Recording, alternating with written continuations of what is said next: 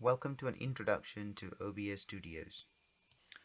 I will walk through the various settings of the OBS Studio software, as well as how to set it up, and how to record your tutorial videos for the EPR training. First of all, I will suggest that you set up your magnification of your screen to a level that is easily visible for the video tutorials. In order to do this, right-click on your desktop, choose Display Settings, and then under Scale and Layout, choose either 125 or 150%. This will ensure that the contents are easily visible for the videos. We will start by opening the OBS Studio application. You can find this on your desktop, alternatively you can search for it. When you first open the application, you will be presented with the auto configuration pop-up window. Make sure to select the second option. This will optimize it for recording only.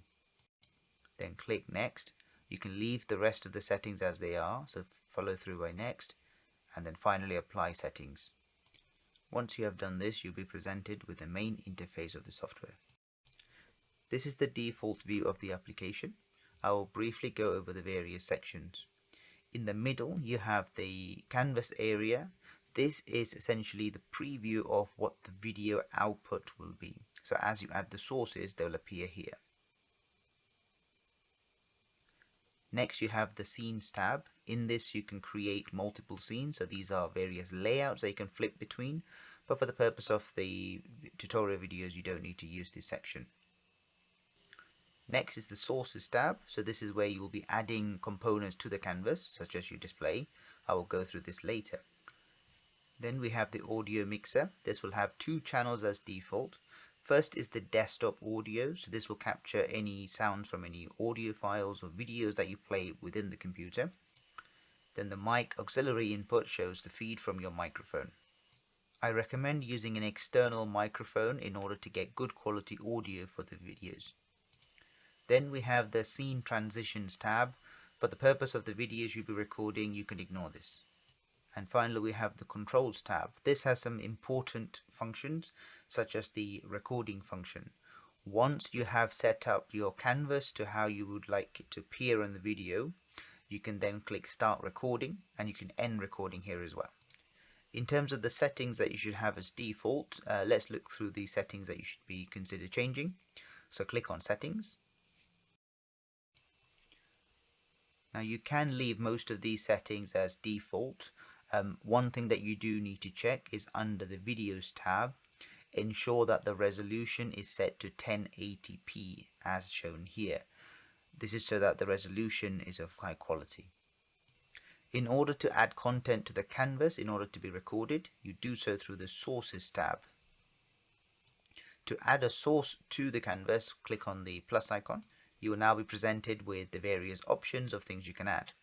The most important ones to be aware of are the display capture. So this function will allow you to add the entirety of your screen onto the canvas.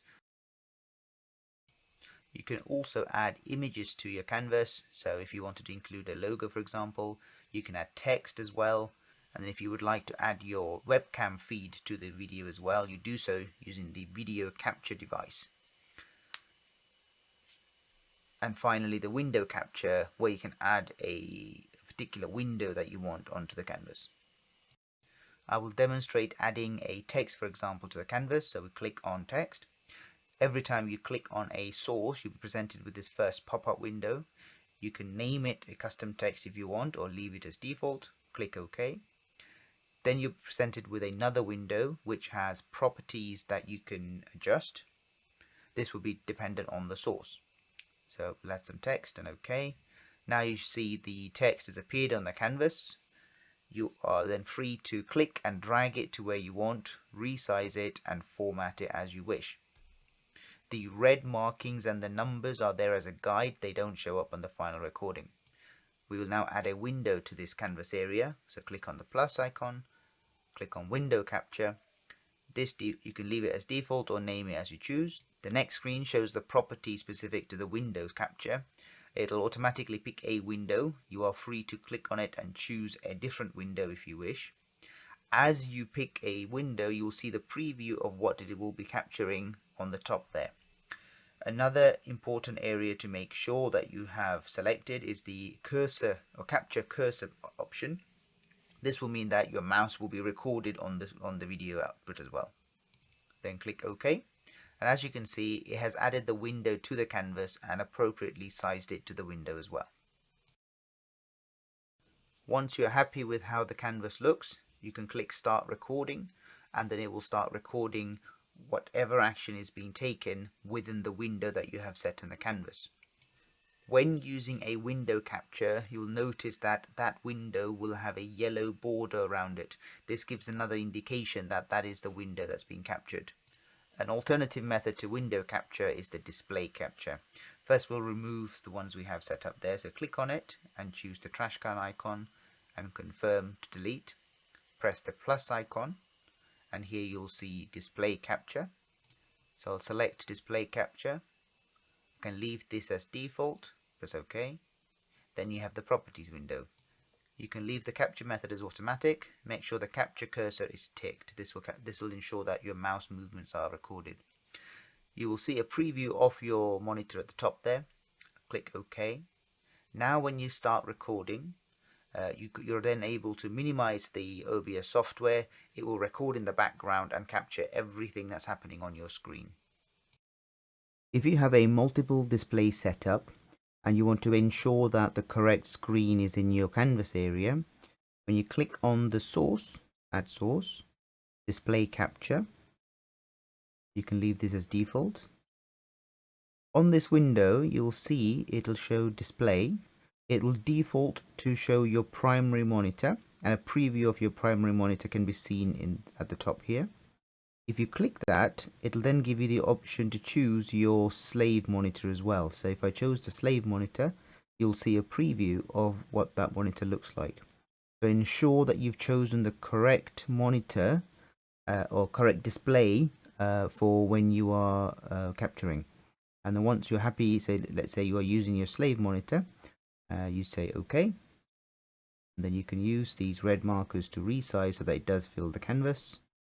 And now, when you start recording, it'll capture everything you do on your slave monitor only. So your primary monitor will not be recorded. If you would like to add your webcam feed to the corner of your tutorial videos, click on the Add in the source. Choose Video Capture Device. Leave this as default and OK. Then it should automatically pick up any external video device on here. If not, you can click on device and make sure you choose the appropriate device.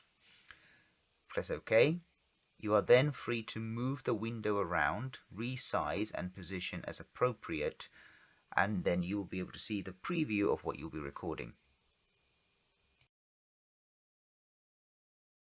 If you're finding that the videos that you record have audio of not such good quality, or there's additional noises heard, then you may want to consider adding a filter. In order to add an audio filter, come to your audio mixer tab at the bottom here. Click on the three-dot menu under the mic auxiliary input setting. Choose audio filters. Then you'll be presented with this blank pop-up. In order to add the filter, you click on the plus icon in the bottom corner. There are lots of different filters to choose from. The two filters I would recommend using are the limiter and the noise gate. The limiter filter essentially stops your audios hitting the high end so that it doesn't max out the volume, and then the noise gate removes any background noise from your audio.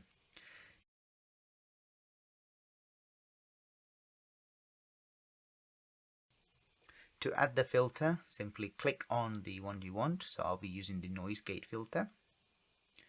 You can label this as you want or leave it as default and click OK. Now you'll see the filter has been added to the top. You don't have to change any of these settings. You can leave them as default. You can also add the limiter filter as well if you choose. Once you're happy, click close. Now these filters will be automatically applied to any future recordings you make.